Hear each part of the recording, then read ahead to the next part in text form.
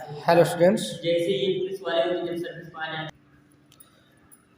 today we will complete the exercise of geography exercise chapter 6 industries. We have already read this chapter and I have sent a video of this chapter about industries. Watch video carefully and solve the solution of the exercise. तो देखते हैं industries chapter आप लोगों ने video देखा होगा, अगर नहीं देखे होंगे तो फिर से देख लीजिए। और इसमें जो एक्सरसाइज दी गई है इसका आज हम लोग सोल्यूशन करेंगे। तो देखते हैं, पहले दिया है multiple choice question. Industries owned and operated by the government are called. ऐसी इंडस्ट्रीज जो गवर्नमेंट के द्वारा ओन कर ली जाती है, मतलब उनके अधिकार क्षेत्र में आ जाती है और सरकार के द्वारा ऑपरेटेड होती है, चलाई जाती है, उसे कौन सा सेक्टर कहा जाता है? इसको हम लोग देखते हैं। इसे कहते हैं पब्लिक सेक्टर। इसे पब्लिक सेक्टर के नाम से जाना जाता है। आगे देखते हैं, विच of these is not A feature of large scale industries. तो लार्ज स्केल इंडस्ट्रीज का फीचर कौन सा नहीं होता है?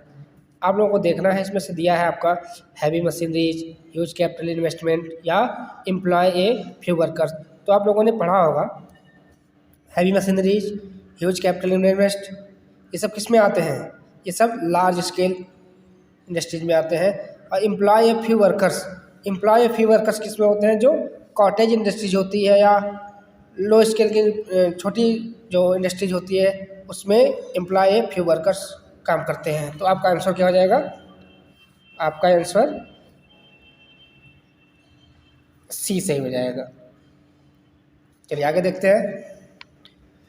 अगला क्वेश्चन है, potato is a raw material for the following industry. Potato किस उद्योग के लिए रॉ मटेरियल के रूप में काम आता है? फॉरेस्ट बेस्ड, फॉरेस्ट बेस्ड तो आपका आएगा नहीं, क्योंकि फॉरेस्ट बेस्ड में क्या आता है? आपका पेपर मिल होती है, जो भी पेपर बनने के काम होते हैं उसमें फॉरेस्ट बेस्ड आता है।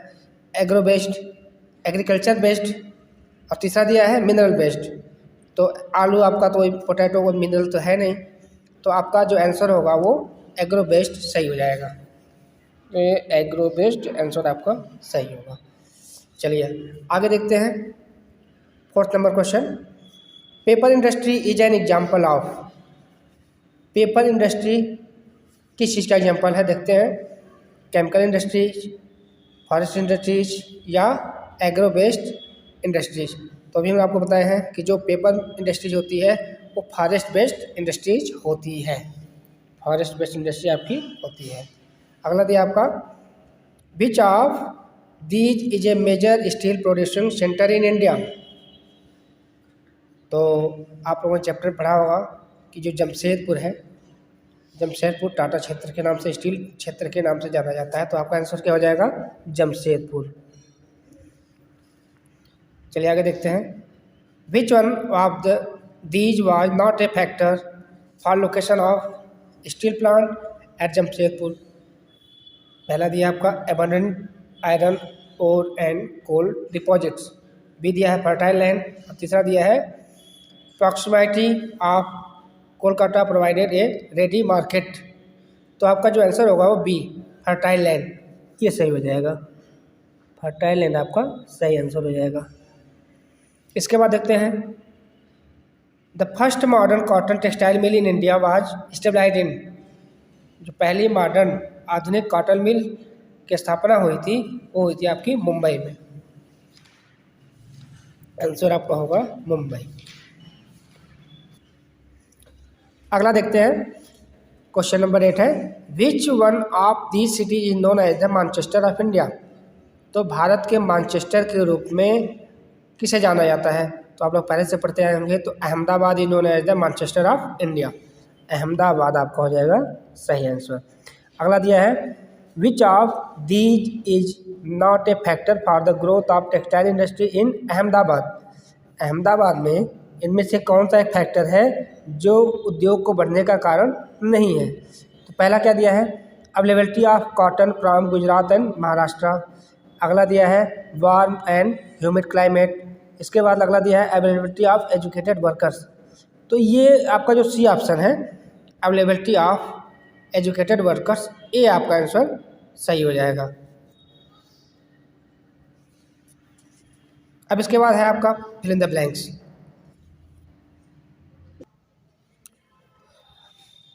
Automobile industry is a large scale industries. तो आपको क्या बनना है, लार्ज स्केल इंडस्ट्रीज पर आती है।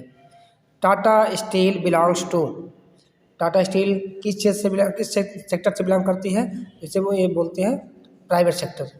टाटा स्टील जो होती है आपकी प्राइवेट सेक्टर की है। The cotton industry is the oldest industry of India. इसके बाद आपका Ahmedabad is called the Manchester of India. अगला है textile industry in India is the second largest provider of employment in India after agriculture. अब इसके बाद दिया है correct the statement. Statement correct करना है तो आप लोग चैप्टर पढ़िए, चैप्टर को पढ़ करके इसको आप लोग खुद करेक्ट करेंगे। और अगला जो एक्सप्लेनेशन दिया है, कुछ एक्सप्लेनेशन जो दिया है, इंडस्ट्रीज है, पब्लिक सेक्टर दिया है, प्राइवेट सेक्टर दिया है, कोऑपरेटिव सेक्टर दिया है।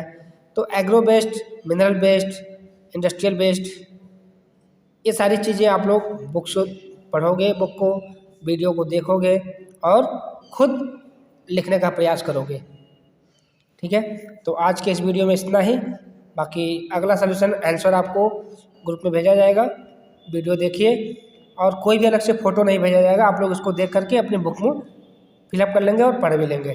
Thank you.